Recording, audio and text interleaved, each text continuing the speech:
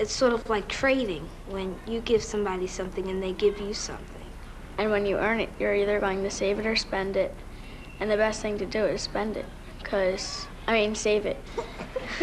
You need money like to keep your family going and to pay your bills and to buy supplies that you need for yourself.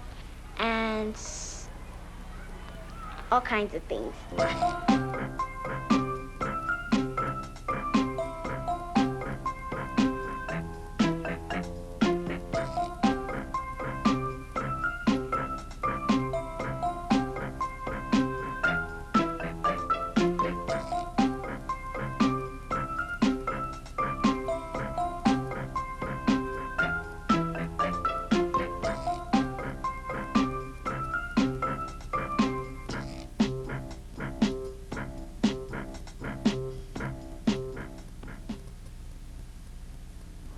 Hi, how you doing? Do you mind if I ask you guys a question? If you saw Penny lying in the street, what would you do? Me? I always pick them up. Now, they may not look like much, but pennies really do have a way of adding up. In fact, this penny right here is one of 9 billion produced in the past year. Now, let's say you decide to take all those pennies and line them up side by side. Did you know you would have enough pennies to circle the Earth, not once, not twice, but 4 times? I bet if you had your eye on a brand new pair of sneakers or the latest video cartridge, or even a brand new bike, then money would really be important. Yeah, but that's another story. Money is more than the things you can buy with it. Money is something that connects us all. And although you and I can't live without money, believe it or not, there was a time before there was any money. Imagine what a time like that must have been like.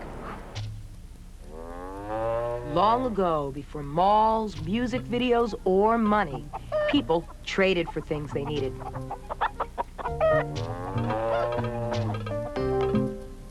So, while Ozzy offered a cow for Connie's chickens,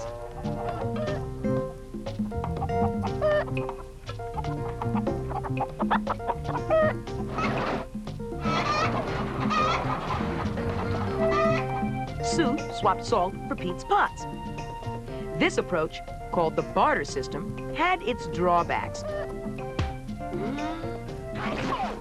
Suppose something is worth half a cow. How do you make change?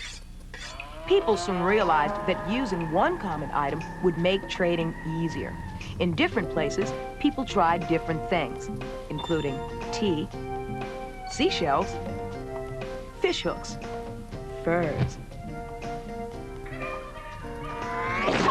and weapons. In some places, people started using rare metals. The ancient Egyptians shaped gold into rings. The Chinese used cubes of gold. The first coins were made in Western Turkey. They were small, bean-shaped pellets. Gold and silver coins were ideal. They were widely accepted, easy to carry, and long-lasting. And you could make change and save your wealth. Of course, there were still a few drawbacks. I'm sorry. Your call cannot be completed as dialed because the telephone has not been invented yet. Please hang up and try again in 2,600 years. You know, in colonial times, people traded foreign coins of gold and silver, just like this one. This Spanish milled dollar is over 200 years old.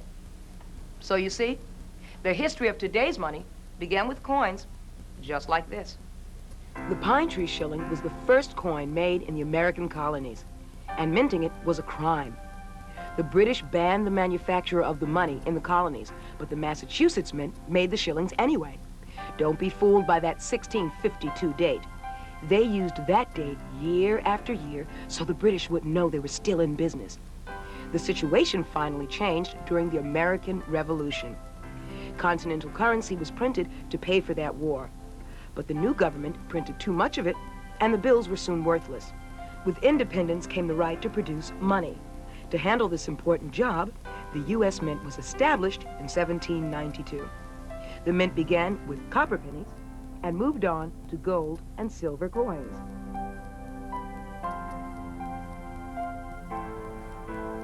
The notes included beautiful illustrations by engravers. Just like today, these detailed pictures made the bills much tougher to counterfeit. The federal government got into the paper money business during the Civil War. And since the backs of the bills were printed in green ink, they were called greenbacks. You know, our money system has changed a lot since the Civil War, but dollar bill is still green on the back. So before you spend your next one, take a close look at it. A real close look. This pyramid is a symbol of our lasting strength. It's unfinished because our country is still growing. Then there's the floating eye in the sky. The eye represents God watching over our country. Every bill says, "In God we trust." Now, over here, an eagle holds arrows of war in one claw and an olive branch of peace in the other. The 13 leaves, arrows, and stars stand for the 13 original American colonies. You know, some people find money so interesting that instead of just spending it, they also collect it. And they don't have to be millionaires to do it. So let's meet some young collectors right now. This is Vanishry, Andy, Tom, and Rachel. Hi, how are you guys? Fine. Great. Good. Let's come over here to Vanishry. Tell me about your bill collection here. Well, this is a silver certificate, and this was made a long time ago, but now they've stopped making it, and and over here it says silver certificate. Now they make it a Federal Reserve note. And what about this one back here, I've noticed? It's a $2 bill, and it was made in 1976, and the president is Jefferson. Mm-hmm. But there aren't a lot of those. That's pretty nice. Thanks. Now, Andy, tell me about your coin collection. Give me a tour. Okay. Those pennies are basically wheatbacks and Indian heads. Now, why is this Indian head penny separated from all the rest? What makes Well- that special? It's my best Indian head. And what makes that so special for you? I got that on my birthday. Oh, great. Thanks a lot, Andy. Let's move on to Tom. Tom, tell me about your collection here. Well, I collect mostly American coins Mm-hmm. that are silver, or at least part silver. Okay, I notice you have a penny, a dime, nickel, half dollar, dollar. Why are all these coins separated from the rest of these? What makes them special? They're proofs. That means they have special finishes and they're really shiny. And they're real valuable, so you don't want to take them out of this case. You want to keep them in there. And keep them clean. Mhm. Okay. Thanks, Tom. Welcome. Hi, Rachel. Hi. Now, I noticed something very, very special about your coins, especially your pennies. They don't look like they're all there. Tell me about that. Okay, well, this is a regular Lincoln cent. And as you can see, these are error coins, which means that only part of it was struck. And then here, a lot of it wasn't struck. And here, none of it was struck. Now, I also see something interesting, because I see these pennies are also not struck properly. But what Right. about this penny up there? This is a steel cent, and it was made during World War II because they were using all the copper to make the bullets, and they decided that they didn't want to waste it on pennies. And they made these kind of pennies for a year, but then they stopped. That really is interesting. Well, I want to thank you guys. It's a really great collection here. So, there you have it. We started out swapping cows for chickens and ended up with this. A way of moving billions of dollars through our country. So simple that it fits in the palm of your hand.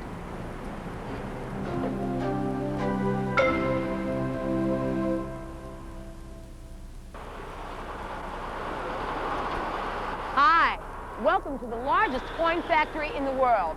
You know, there are U.S. government mints in Denver, Colorado, San Francisco, California, and West Point, New York. But this one right here in Philadelphia, Pennsylvania is the largest. They make over 30 million coins a day. Besides the regular coins we spend every day, the mint also makes these special commemoratives, medals, and gold and silver coins, which anybody can buy. Imagine having a coin collection like this. And now, a demonstration. This coin press is over 120 years old, and it still works. So I'm going to press my own commemorative medal. Behold, an ordinary blank piece of metal.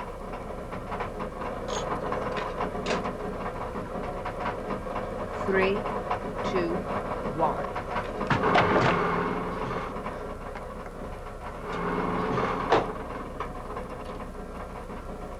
Wow. Now, this medal commemorates the 200th anniversary of the mint. Now, take a close look. Every coin and medal made at the mint is a beautiful piece of art. In fact, I'm going to take you upstairs and introduce you to some of the people who designed them.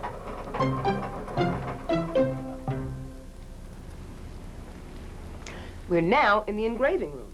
This is the room where all the coins in the mint are designed. In fact, we're going to be speaking with one of the designers now. This is Jim Farrell. Hi, Jim, how are you? Hi, Debra, how are you? I'm fine, thanks. What are you doing? Well, I'm working on a design for the World Cup commemorative coin set. This is the front side of the dollar coin. Now, this isn't a regular coin. This is actually a commemorative coin. That's right. And this was the concept that was selected for this piece. Now, I noticed there's not a lot of detail in the original, the face, the muscles. Where did you get all this detail from? Well, I'll redraw this design, and by using reference material and photographs of soccer players, and also close-up shots of my co-workers' hands and arms and legs, I will incorporate all that into this drawing to try to make it look realistic. Question. I mean, even still, I could only draw stick figures, and your artwork is wonderful. I mean, how long have you been doing something like this? I've been working at this now for 25 years. Wow, that's a long time. But the detail is so wonderful in that. How do you get all that detail from this drawing onto a coin? Well, we will take a tracing of this and transfer it to a plaster basin. Now, I can show you someone working on that now if you want to follow me. Okay. Over here. And Debra, this is John Mercanti. Thanks. Hi, Debra. Hi, John. How are you? Fine, sit down. Thanks. So, what are you doing? Debra, this is the 50-cent piece for the World Cup commemorative program, and I'm interpreting the pencil drawing into a clay model. Now, did you draw this yourself? Yes, I did. Now, what are these instruments for? These are various tools that I use in the course of the modeling, and some of them, as you can see, are finer than the others, and of course I'll use the very fine ones to get and do a lot of the detail. So these really help you get the details like in the hair? And, Oh, absolutely. And how fine a detail can you get? Well, we can get very fine detail. As an example, I'm working on the socks here. So if you look very closely as I work on it, you can see that I can get right down in there and pick up all the detail at the top of the sock. So it's not just an engraving job. This really is a lot of artwork involved. Oh, absolutely. I've always said to children that they carry an art gallery in their pocket. Definitely. So, what's next? Well, from this stage, we go into a plaster model. And Ed Stever is over there working on a plaster model, and I'm sure he'd be very glad to show you what he's working on. Okay. Okay. Thanks. Bye-bye. Bye-bye.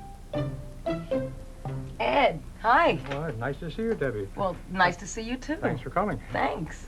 Now, this I recognize. This is the United States of America quarter. Exactly. Listen, I was just speaking with John, who had made a plaster model, and then he had the clay model over top. So, what's next? Fixing up the details, getting them all in good, sharp condition for continuing the coinage. Now, I noticed something I wouldn't normally recognize on a regular quarter. What does this S stand for? This is the S mint mark. It tells in which mint it's made in the United States. This S stands for San Francisco, where the coin will be struck. And I also see some detail down here, tiny detail. They look like initials, J, F. John Flanagan was the sculptor and who made the models in 1932. So this quarter design right here is all the way from the 1930s up until now. Yes. That's really Exactly. interesting. So what happens next? Now it has to be copied from an original plaster into a rubber negative, so we can make several, and that's exactly the same dimensions without shrinkage. And then we pour plastic over it, and that's nice and strong. And then you will have something that's durable. It's an epoxy model which will withstand machining. Now see, I'm not used to seeing a coin this big. So how would we take this model finally and make it smaller? Well, you take it into the transfer engraving machine room, and they will show you exactly how it gets reduced. Okay. Good. Thanks a lot. You're welcome. Bye. Bye-bye.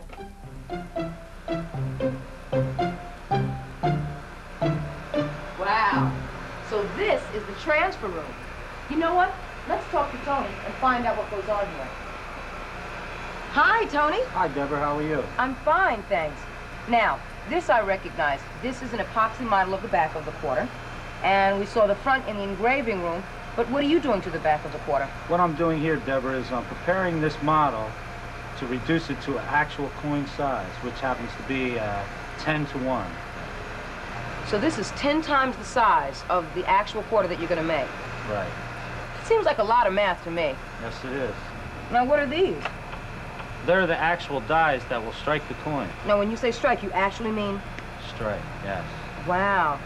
But still, how are you going to get this model to look exactly like this?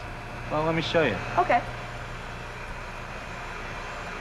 Well, Debra, this is our transfer reducing machine. And this particular machine is about 100 years old. Wow. And what we do here with it is we transfer from the model size to the actual coin size. How does the machine do that?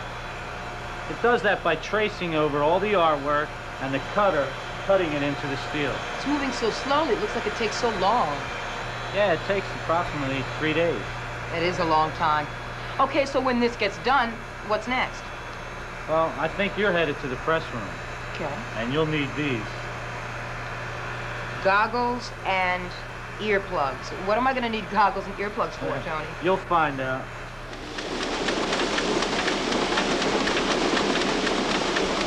Tony wasn't kidding. One of the busiest places in the business is right in here. With over 80 presses, action, noise, and non-stop. Come on, let's go. Come on, let's go.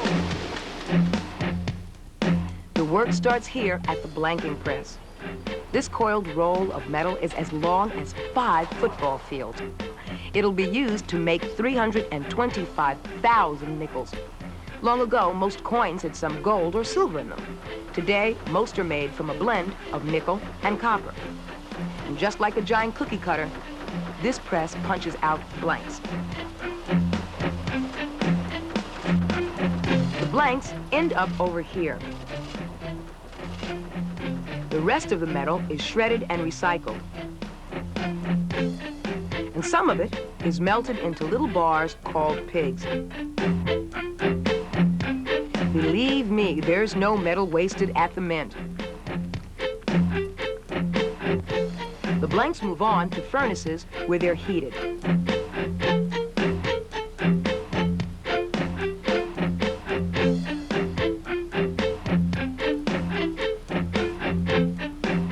Then they're cooled, washed, and dried. The blanks are still warm as they move on to their next stop. The riddling machine.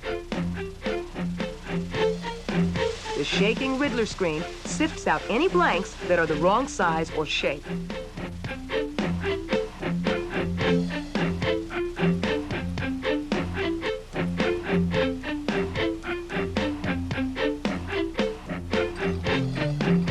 Next, the riddled blanks tumble into the upsetting machine.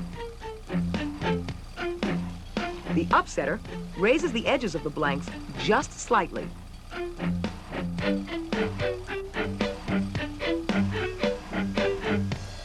The blanks keep on moving.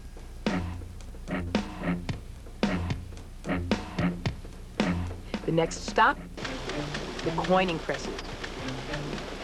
And here are the high-speed presses in action.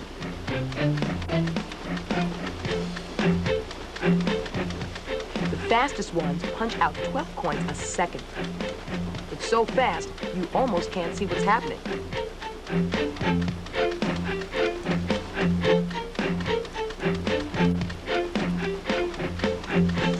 Now, take a close look at the results.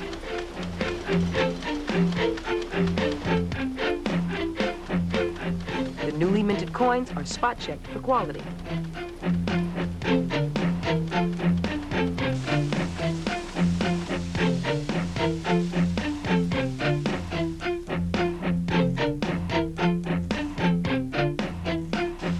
Then they're counted and bagged. A sack of pennies holds $50, and dimes are packed $1,000 per bag.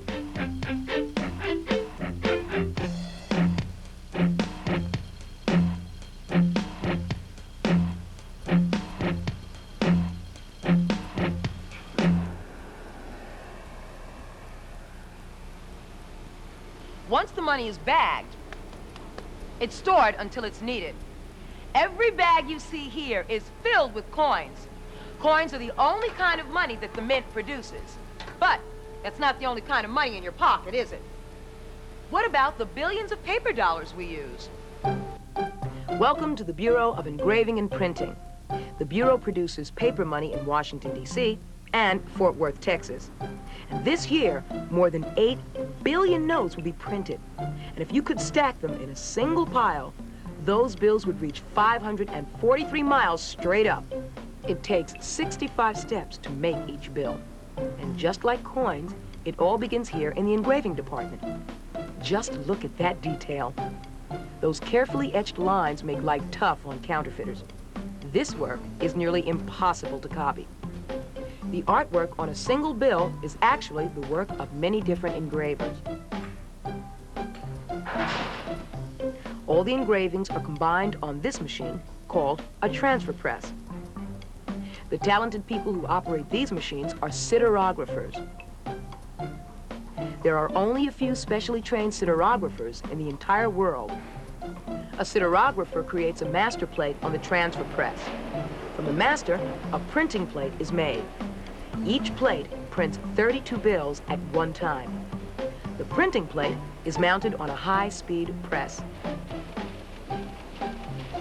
8,000 sheets pass through in an hour, enough to make over 250,000 bills. Sheets of currency are run through the presses several times. First, the green backs are printed, and then the fronts. Next, the sheets are cut in half and checked for printing flaws. Rejects, called mutts, are removed and destroyed.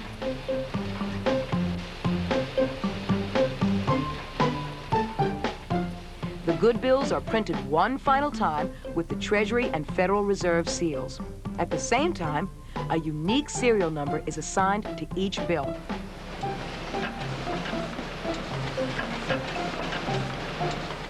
The finished bills are cut and sorted into 100 note packets and inspected one last time.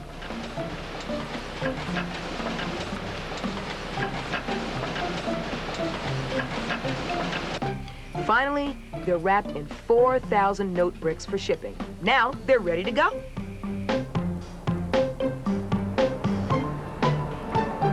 Thanks, Bernadette. Talk to you later. You know, money-making at the Bureau of Engraving and Printing and here at this mint, it's a never-ending job. Those presses just keep on rolling to meet the demands for new coins and bills. And who knows?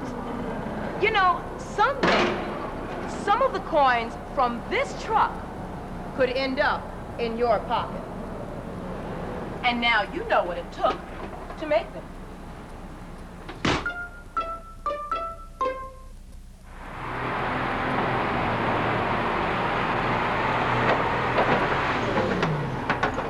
Well, there goes another truckload of newly minted coins. And right on time, I might add. Oh, time! That reminds me, I've got to go and put another quarter in the parking meter, so I'll see you guys later. And cut! How was that? It was great, no Oh, problem. good. Thanks. Okay, folks, let's wrap it up. We'll see you on Monday. We're done. Here's some last-minute script changes for next week. Oh, okay. Oh, and this is for you, too. Thanks. Paycheck, all right. Money, money, money, money, money. Well, you guys didn't think I did this just for fun, did you?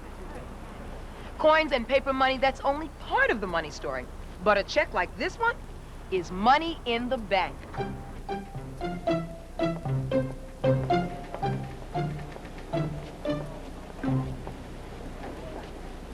Instead of stuffing their money into empty mayonnaise jars or piggy banks, many people save their money in bank accounts. Now, when they need to use their money, they can write a check cash a check, or take money out of their bank account electronically with one of these.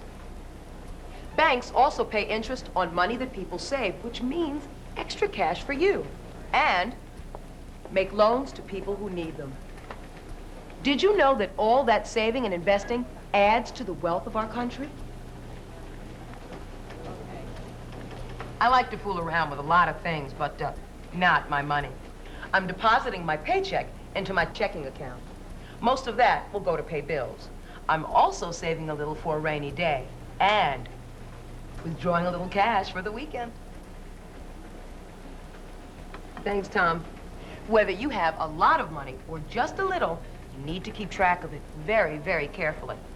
Hey, how about you? How do you get your money? What do you do with it? I get money by babysitting, helping my grandma. And sometimes I go to the store for people, and they give me money. And every week I get an allowance. I work for my money. I go pick blueberry and strawberry over the summer. I help the senior citizens on my block. I go to the store for them, and I help clean around the house for them, and I do chores in my house. Clean the kitchen. Sometimes the litter box. Well, I actually don't get a big allowance. I just get some money when I need it, and sometimes if I want some money, like if I'm going somewhere, then they'll give me some money. Yesterday we had a flea market, and I sold some of my stuff, and I made $40. I spent 20 of it, and I saved 20. So I try to save up a little and spend some. When the people pay me, I put it in the bank, and I have my little book on whatever I spend. But I'm really saving up for a CD player. In my room, there's this box, and sometimes I put my money in there, and then like a week later, I see how much money I have and stuff. I collect coins, and I have them in a hat that I specially keep, and I hide it in a special place. I save my money in my piggy bank. Not afraid to say that I got a piggy bank. So what? I spend my money on baseball cards, Nintendo games, and other toys like G.I. Joes and stuff. Usually clothes, because I don't know, I like to get new clothes, but sometimes I spend it on candy or something. Just regular kid stuff, I guess. When I do get allowance, I usually spend it on maybe jewelry and presents for people. Sometimes, if I have if I get in trouble at home and I have money on me and I feel that my mom is probably gonna do something, I usually go to the store and buy her some flowers, and they'll calm her down. And sometimes I loan my sister money. If she needs it, she pays me back. So I do a lot of things with my money. I'm not selfish. I don't give it to myself all the time. I don't spend my money on anything. I prefer to save it. When I say mine, I want to be a lawyer when I grow up. So that's why I start saving for my college, and that's why I put it in a bank account. I think that when I grow up, I'm going to have a lot of money. So I think that I should be rolling in the big bucks. You and I can keep track of our money without too much trouble. But what about an entire country? Managing that much money must be a colossal challenge. Now, when you watch our nation's money factories in action, managing that much money is easy. Need a little more? Just keep printing. Okay, hold it. Stop the presses. Actually, it's not that easy. The total amount of money in our nation's economy has to be carefully controlled. And that's a job for the Fed. The Fed is a nickname for the Federal Reserve System. It consists of 12 regional banks, including this one in San Francisco, California. The Fed is the banker's bank. Local banks that we use keep a certain amount of money deposited there. When that money arrives, it's sorted, counted, and stored. Worn-out bills are removed and replaced by brand new ones. The Fed gets new money from the Bureau of Engraving and Printing and the Mint. The Fed's vault is a giant storehouse where money is held until banks need it. But the Fed's job doesn't stop there. They help control the amount of money in society. And here's how they do it. Here are the money factories that produce coins and currency. Over here are the banks, plus people like you and me. And in the middle is the Fed. The Fed works like a dam in a river of money heading into our economy. When there's too little money flowing, people spend less, and our economy is in danger of drying up. So the Fed increases the amount of money to get the economy moving. Sometimes our society starts to get flooded with too much money. Then the Fed slows the flow. The right amount of money in circulation helps keep our economy rolling along. The Fed has another important job: to destroy old and damaged currency so it can't be used again. A dollar bill is durable, but after 18 months of hand-to-hand combat, many of them are worn out. Old bills are canceled. Then they go on their final journey to the shredder. So, now you know that all money, from pennies to paychecks to dollar bills, is connected. Money ties us all together whenever we find it or earn it, spend it. Pretzel, please. Thanks. Or give it away. So, use the money that you have wisely. Remember, taking care of money makes sense. And cut. How was that? That was great. That's a keeper. Oh, good. I'm glad. It's a wrap. What are you doing? I'm hungry. I haven't eaten. All the props. Oh, no. All the props. Not my lucky penny, All Rob. Please, I've been the carrying props. him all day long. Look But- at Mr. Lincoln, please. But look yeah, at but you him. see, this is a prop. All props must be accounted for. Thank you. Thank you. Didn't account for this prop, did you, Rob?